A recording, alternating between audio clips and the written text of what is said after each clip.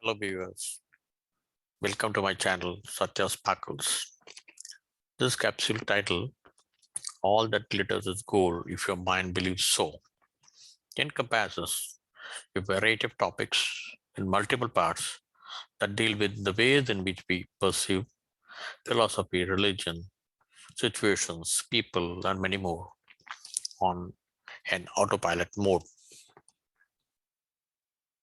From software to surfing, cooking to gardening, or dieting to dating, all of us have blind spots irrespective of our role and status in this society, and more importantly, the degree of our intelligence and intellect. This is because each one of us has a unique psyche, influenced and programmed by innumerable factors, day in, day out. And this capsule, hopefully, would help you to enhance our awareness and explore mental blocks. Okay, let's begin with our current topic. Strawberry is not a berry, but banana is. Yes, it is technically true. In this segment, we will see how the blind spots in our mind's eye distort our perception and how they create mental blocks. The tricky part is that this happens right within us, day in, day out, without our awareness. It seems that 10% of the people in the world are colorblind. George Bernard Shaw discovered his colorblindness at the age of 60 when he went to a shop to buy a yellow color tie to match his yellow color coat. But he selected a green color tie and argued that it is the same color that matched with his yellow colored suit. Likewise, with this vision problem, many people have difficulty in distinguishing certain colors such as blue and yellow or red and green. Most colorblind people see colors, but their color perception is limited and inaccurate. I recall an instance experienced by my daughter residing in Chicago then. She was going for a test drive to get the driving license. While taking a right turn, sitting at the left side of the car, she switched the right indicator on, viewed the right hand side mirror, and turned the car to the right. The inspector sitting beside her insisted that she should go back and study the rules and come back again for another round of test drive. It seems that while taking a right turn, it is just not enough to turn the right indicator on and view the right side mirror, but also to turn your head slightly back on the right hand side to ensure that no one is passing near the front and rear doors on the right side, because that is likely a blind spot, which is a potential danger for any accident. Similarly, many a time we all have distorted perception in our mind with the way we think and act. And it's a fact that we do not see the world as it is, but we see the world the way that we have been programmed to think. And the keyword here is programming. Perception is powerful and it creates truth for us. Our perceptions are what define our behavior.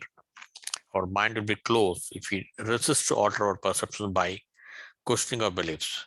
With our distorted perception, everything is truth to ourselves by default. Let us decipher to find out the causes for the faulty perceptions and what action we have control to correct ourselves. Once upon a time, atom was considered as the smallest particle. Until this belief was there in the mind of the people, no one even made any effort to split the atom. Vedic scriptures say that we all lead our life with three inherent defects. They are dirt, that is negative thoughts, ignorance, and distraction that are embedded in our mind. Self-awareness is the only way to manage our distorted perception. Self-awareness is possible only when we consciously make sustained efforts to deal with the three defects. Let's understand that in the first place, perception is created when we decide what to believe, and beliefs arise out of our strong emotions. Once this happens, our rational mind shuts off. Someone walking up on a mountain may struggle to climb ahead, while the other person might get excited to reach the peak, assuming both are physically fit. And so our perspective defines our experience. For example, a frog's perception about its prey is a moving fly, which it grabs by its tongue. But the same frog may be completely blind about some hundreds of dead flies lying around and starved to death due to hunger. The same way, we may be blind towards any potential opportunities if we have closed mind with faulty perceptions. What's a belief? A belief is an idea about people, object, or situations that we think it is true, whereas a perception is what we experience and infer through our beliefs, which act as filters. There's nothing called right belief or wrong belief. The question that we should ask ourselves is whether a particular belief that we hold are empowering or disempowering in our life towards progress. Why is it so difficult to challenge and change our beliefs? The simple answer is that we are our perceptions. Our thinking and behaviors are nothing but conditioned responses which have deep roots from the past. At this point, I'm reminded of a parable. Once a frog happened to see a millipede and wondered how it is able to walk with more than 100 legs. It called the millipede and said, "You are a miracle. How have you learned to walk effortlessly with so many legs?" The millipede said, "I really don't know, but I've been walking like this from my childhood. However, since you asked this question, I shall ponder over this." Then the millipede went near a tree and started thinking about how it was possible to move all the legs in such a synchronized manner. It could not get any answer and wanted to tell its inability to find answer to the frog.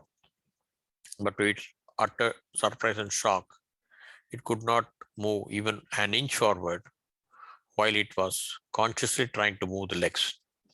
This story tells us how powerful the conditioning is. We become slaves to our own habits. Once your subconscious mind accepts the relevance, it becomes a belief and you will be in on autopilot mode. Hence, others' perception about us will help to take a pause and reflect on our beliefs. Feed forward is an excellent tool to experiment with the ideas of others.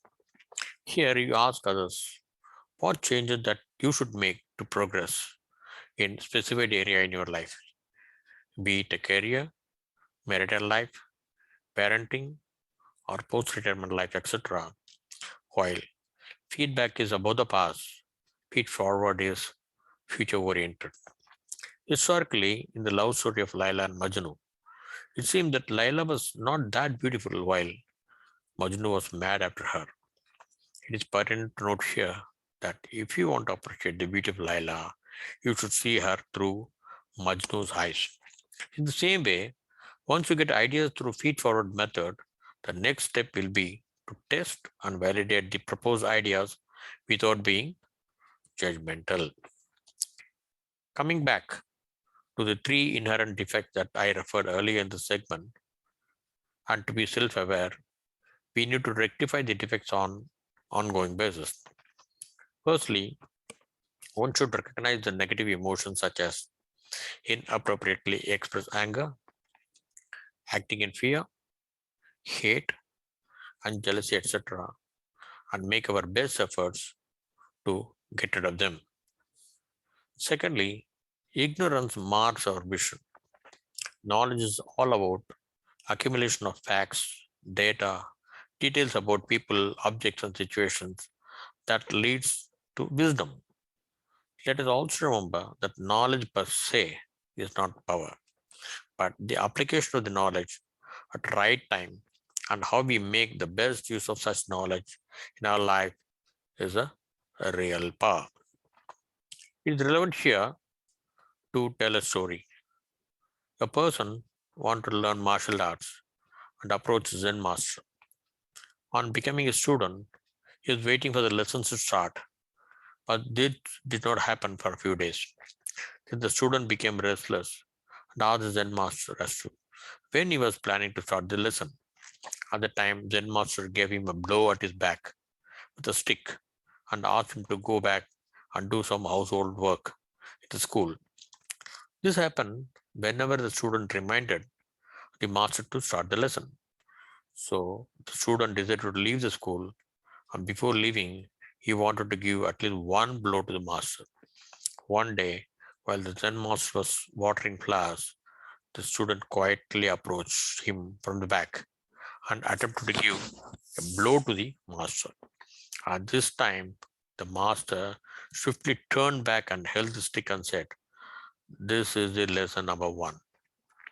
You should know where the blow is going to come from."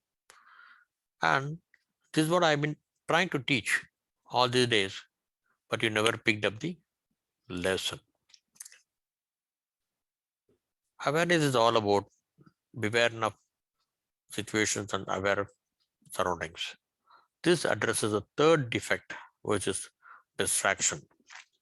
Laser sharp focus on whatever we do with high degree of concentration should help us to rectify this defect. Various approaches, including meditation and mindfulness techniques, are available to effectively deal with distraction, thus enhancing our self awareness. Contrary to our beliefs, sun neither rises nor sets. It is our perceptions that define our reality, and our behavior is based on what we believe to be true. So, we have reached the end of this post. Being willing to learn allows us to move from a point of view to a viewing point, and this is an expansive place from where we can see an issue from multiple perspectives.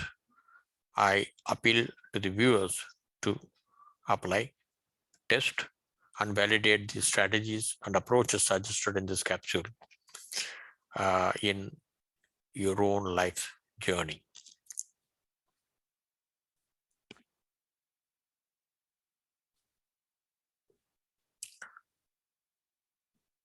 So we shall explore more in my subsequent posts.